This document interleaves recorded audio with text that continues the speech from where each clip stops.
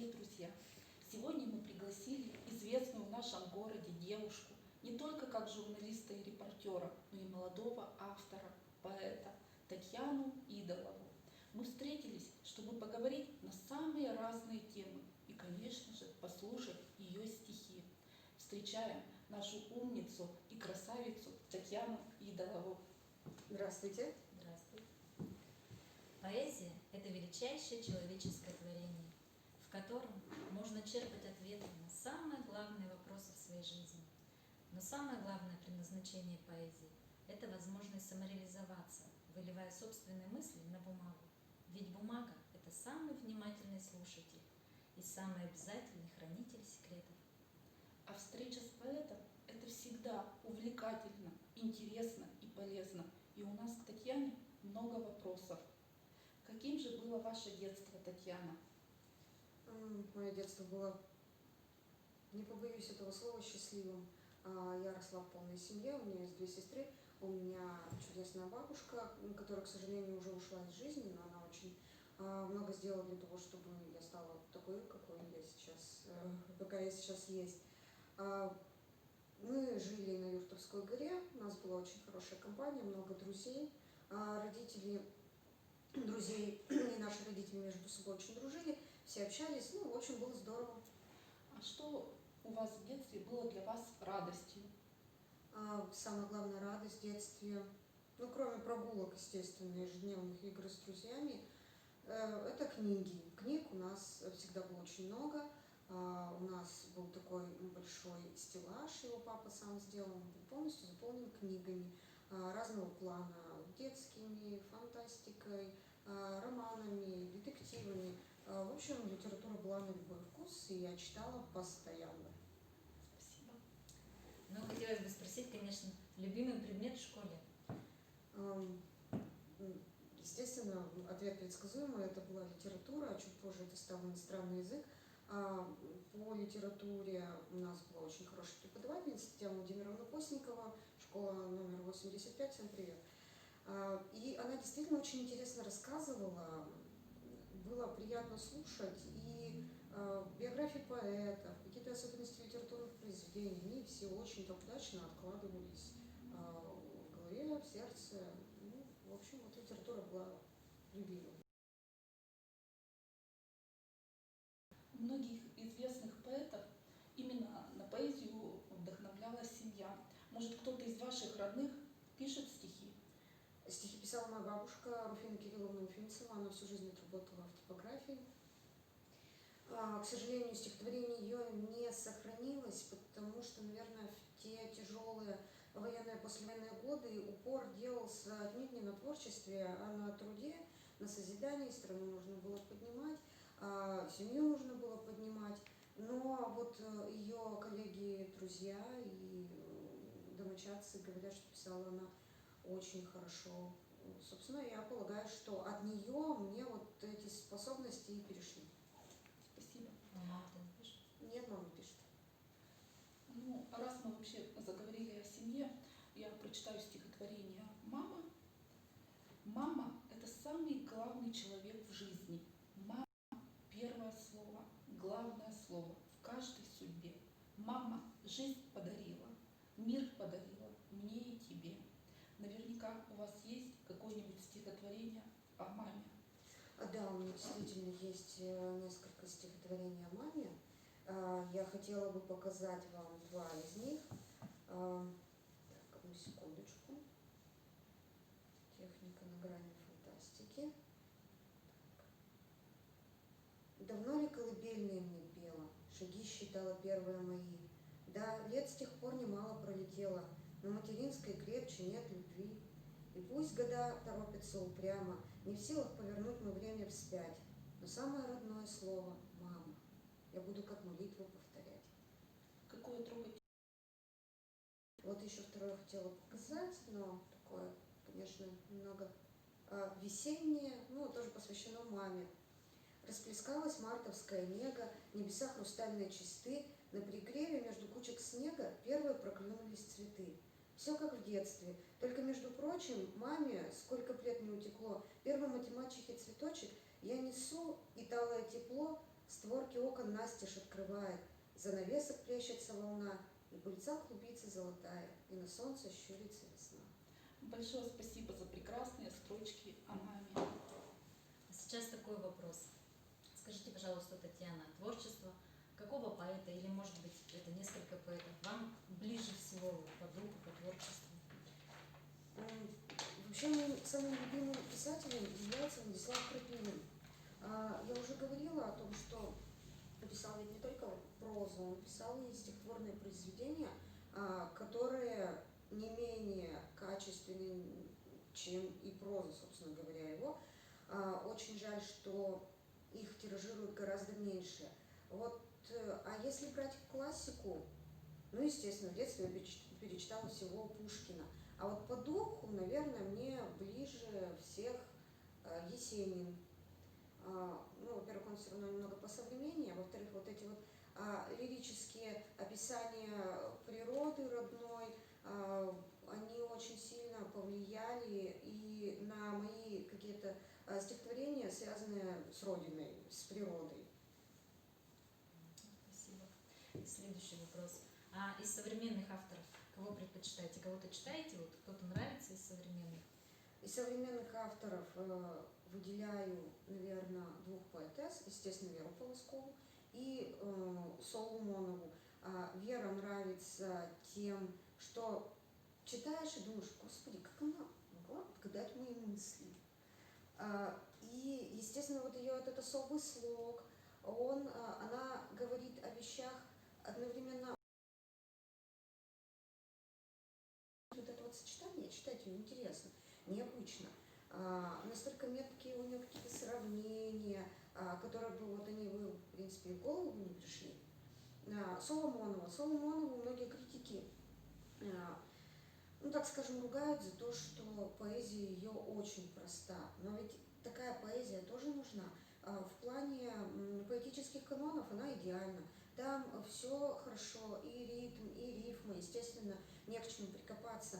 Но благодаря своей простоте она и ложится на сердце. Не знаю, насколько корректным будет сравнение, но в свое время Юлию Друнину тоже не считали ведь поэтессой, поэтом в полной мере. Вот именно из-за простоты ее произведений. А не эта ли простота нужна людям, в принципе? Наверное. Ну, а кроме поэзии-то вообще какие-то книги вы читаете сейчас? Жанры какие-то вот любимые есть? Я очень много перечитала за свою жизнь литературы. О жанрах, если говорить, пожалуй, меньше всего мне нравятся детективы и... Потому что я, в принципе, не люблю бульварщину, не считаю это качественной литературой. Что касается остальных жанров, люблю фантастику, но фантастику тоже не с полок магазинов, вот то, что нам сейчас предлагается, а скорее что-то больше классическое. Кстати, у Крапивина очень хороший цикл «В глубине Великого кристалла», что тоже фантастика получается. В данный момент читаю, наконец-то я добралась до произведения Джейн Эйр. Времени, конечно, не хватает, читаю примерно по главе в день, но очень нравится. Периодически перечитываю «Тихий дон», наверное, раз в 8 лет. Пристрастий каких-то точных нет, я всеядна в плане литературы, ну, в плане качественной литературы. Но поэзия все-таки на первом месте, да, остается? Ну, Считается, что поэтом надо родиться или стать им впоследствии. Как вы считаете, можно ли научиться писать стихи? Или с этим даром все-таки нужно родиться? вот, знаете, такая вот интересная грань, мне кажется, как в служебном романе было, нет ничего невозможного для человека с интеллектом, но все-таки поэзия — это, наверное, как музыкальный слух. Очень же сложно развить слух у того человека, у которого его нету в принципе, от слова совсем он отсутствует. Да, у него, возможно, какие-то другие таланты, способности и все прочее. Но если у человека есть хотя бы какие-то малейшие представления о том, как выглядит поэзия, можно научиться строить элементарное четверостишие, подбирать элементарную рифму. Единственное, чем будут отличаться такие произведения, это отсутствием поэтических образов, потому что поэтические образы это не часть ремесла, так скажем. У них очень даже хорошо. Были пятерки за содержание, за грамотность, но возможно ли школьные сочинения, даже очень хорошо написанные, назвать полноценным литературным произведением? Скорее всего, нет. Так и со стихами. А в принципе, да, если у человека какие-то, да, вот, понятие поэзии, он может научиться рифмовать. Вот. Зачатки какие-то. Ну да, Да. и я тоже как бы согласна с вашим мнением. А вообще вы можете рассказать нам о том, как же рождаются ваши стихи? Стихи у меня рождаются по двум направлениям. Вначале о коммерческом направлении, когда мне нужно что-то написать, либо на заказ, ну, на заказ вообще, в принципе, начинается долгое размышление, вообще как построить это все, как соблюсти тему, которую мне, так скажем, задали. Это трудно. Труднее намного, чем писать стихи, ну, выражаясь пафосно, прилетает муза. Что происходит, когда прилетает муза? Возникает вначале чувство беспокойства. Оно усиливается, в голове начинают появляться строки. Строки, они таким образом заводятся в голове, будто бы вот кто-то их подкидывает. Нет, это не шизофрения, сразу как бы объясняю. И нужно эти строки выплеснуть на бумагу, иначе чувство беспокойства будет продолжаться, и, возможно, оно будет сильнее и сильнее развиваться. Стихотворение написано даже не целиком, даже вот хотя бы 4 строки. Можно успокоиться. Многие поэты, насколько знаю, писали в каких-то критических ситуациях под эмоциями. У меня под сильными эмоциями писать не получается. Сильные эмоции у меня абсолютно блокируют любое проявление творчества, будь то радостные эмоции, будь то какие-то плохие. Ну вот как бы основной принцип я объяснила. А может есть какое-то определенное время суток?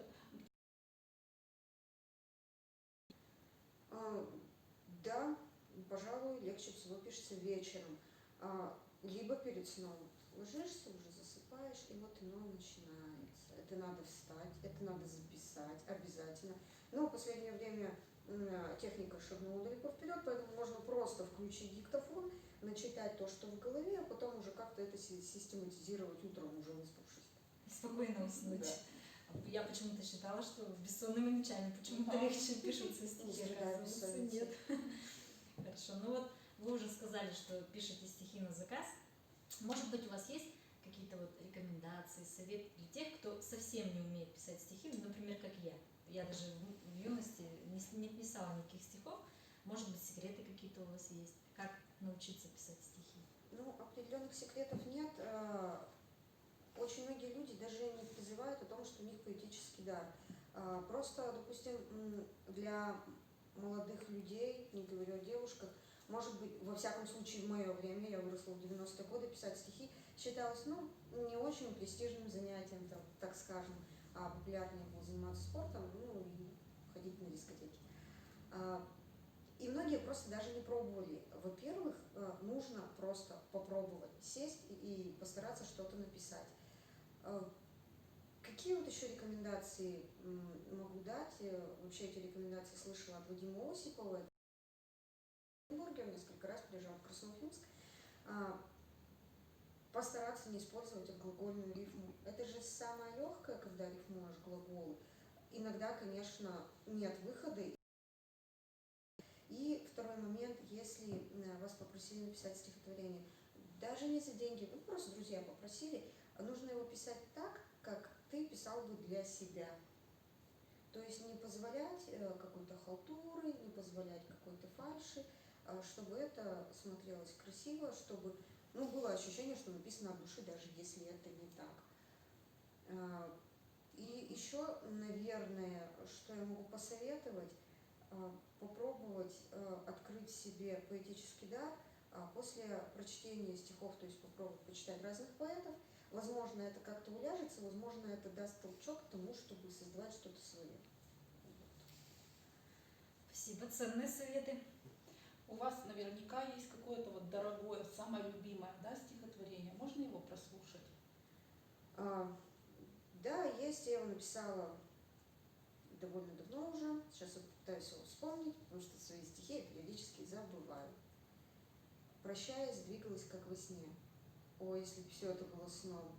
Какая буря была во мне, как билось сердце, горя огнем. И вот, извиняюсь, но я его забыла. Ничего страшного. Прочитаю, наверное, пожалуй, какое-нибудь другое стихотворение, чтобы несколько скрасить. Оно, кстати, тоже очень мне нравится. Я его писала недавно по воспоминаниям. Немножко использовала стиль немножечко для меня необычный. Там надпись на скамье 2005. В душе такая же. Ее пытался Жек замалевать, но словно неглиже из-под костюма строгого дерзит. Юность бесится, и кадр перед памятью висит эффектом лестницы. Скамья и мы, я помню до седин, с утра прохожие бредут, а мы так с вечера сидим, как будто кожу срослись. От ностальгии зарыдать пора бы мне уже. Там надпись на скамье 2005. В душе такая же. Спасибо. Друг — такое повседневное слово, но, к сожалению, такая редкость в нашей жизни. Конечно же, очень много стихотворений о дружбе есть в русской поэзии. Вот, например, Расул Гамзатов писал такие строки. «Знай, мой друг, вражде и дружбе цены, и судом поспешным не греши. Гнев на друга может быть мгновенный, изливать, покуда не спеши. Может, друг твой сам поторопился и тебя обидел невзначай. Повинился друг, провинился друг и повинился, ты ему греха не поминай. Люди, мы стареем и ветшаем, и с течением наших лет и дней легче мы друзей своих теряем, а обретаем их куда труднее. Верите ли вы, Татьяна, в настоящую дружбу? И наверняка у вас есть настоящие друзья. Конечно, я верю в дружбу, и настоящие у меня друзья есть. К сожалению, с многими из них общаемся довольно редко, потому что многие же уехали, разъехались в другие города. Есть друзья детства, есть друзья со школы, есть друзья студенческих времен, есть вот настоящие друзья, с которыми познакомились уже в более зрелом времени. Всегда стараемся созваниваться, общаться, как только бывает возможность. Где-то встречаемся, разговариваем о жизни. Конечно, всегда друг другу поможем, если, не дай бог, что-то случится. Здорово, когда есть настоящие друзья. И у вас в творчестве вашем наверняка есть стихотворение о дружбе или о друзьях. Конечно, есть. У меня вот я хотела бы вам показать тоже два стихотворения. Одно я сочиняла довольно давно, мне было лет 16, наверное. Это некое подражание, опять-таки, Владиславу Крапивину. Так, сейчас я его вам прочитаю. Я пойду по траве некошенной, улыбается рыжий закат. Вот, пардон, немножко не то. Стихотворение я вам тогда другое прочитаю. Стихотворение, оно посвященное моим студенческим друзьям по журфаку. Мы были молоды, мы пили вермут у одногруппницы в громоздкой Сталинке. Мы были счастливы вполне, наверное, хоть и экзамены слегка завалены, и пахло куревом в подъезде гулком, и в пыльном Йобурге честна компания гуляла под руки по переулкам. Каким, не вспомню сейчас название, но помню каждого, кто в тесном круге тогда за оперным глаголем истину. Хотя вчерашние друзья-подруги контакты старые давно подчистили. Интересное стихотворение, такое необычное. Ничего в жизни не бывает случайно. И события в жизни, и люди, которые встречаются нам на жизненном пути, в том числе и не совсем хорошие люди, были нам необходимы для мудрости и для опыта. И услышать, что же вы цените в людях больше всего. Какую-то духовную близость. Если человек тебе по духу не близок, он может быть каким угодно красивым, умным, талантливым, хорошим, но просто не найдешь с ним общий язык. Естественно, я люблю в людях верность, как в дружбе, так и в более близких отношениях, потому что предательство – это то, что я не могу простить.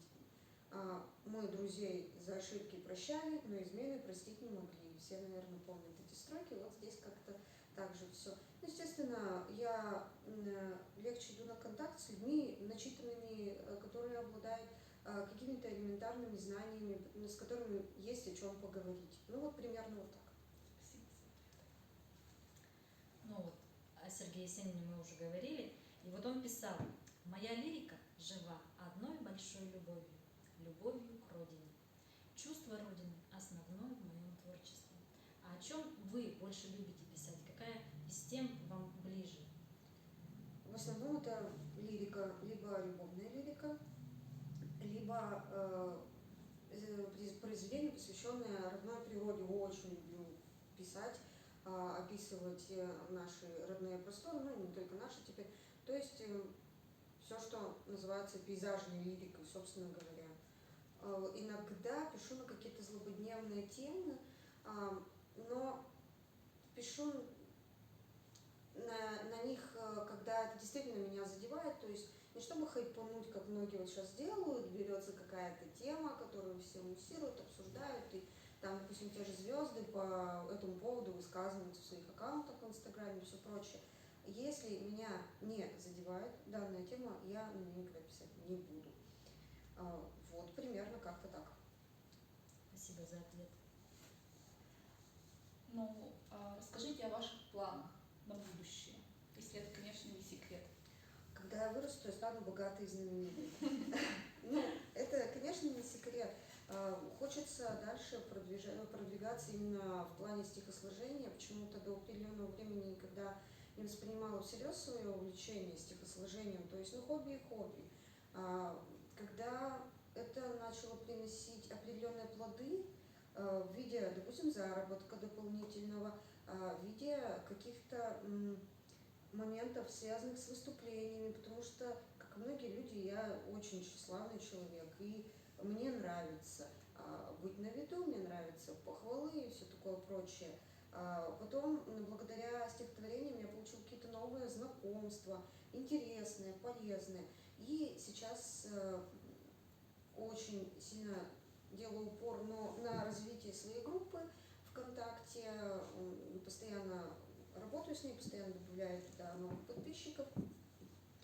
Все это делается для того, чтобы профессионально движением и, возможно, зарабатывать более крупные суммы денежные на этом поприще. Хотелось бы еще задать вам вот такой вопрос. А мечтать вы любите? Очень много мечтаете? Я очень много мечтаю. Мечтаешь. Мечтать можно о чем угодно. Слетать на Луну, выйти замуж за Леонардо Ди Каприо. Нет, это не моя мечта, но просто так.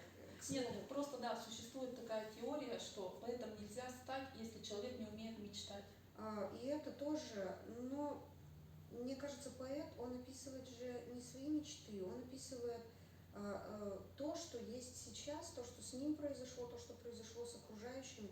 А по поводу мечтаний, да мечтайте на здоровье. Я вообще всем советую, только есть несколько небольших правил. Помните, Вселенная не знает слова «нет», соответственно, нужно мечтать только о чем-то положительном. То есть, допустим, я не хочу войны, нехорошие картинки, бомбы, убийства и все прочее. А если вот человек скажет, я хочу мира, естественно, смысл-то один и тот же, картинка разная. И мы посылаем во Вселенную, собственно, уже положительный какой-то заряд. И, конечно, очень хорошо, если сбудется наша картинка, связанная с миром, а не картинка, связанная с войной. Вот. Но может все-таки в ваших стихах действительно что-то завуалировано и скрыто из вашей жизни? Может действительно что-то вы хотели донести? Конечно, очень многие стихотворения, наверное, 80% там лирический герой совпадает с моей личностью. И я рассказывала о событиях, которые происходили со мной, о своих каких-то потребностях, о своих каких-то либо хороших, либо плохих моментах.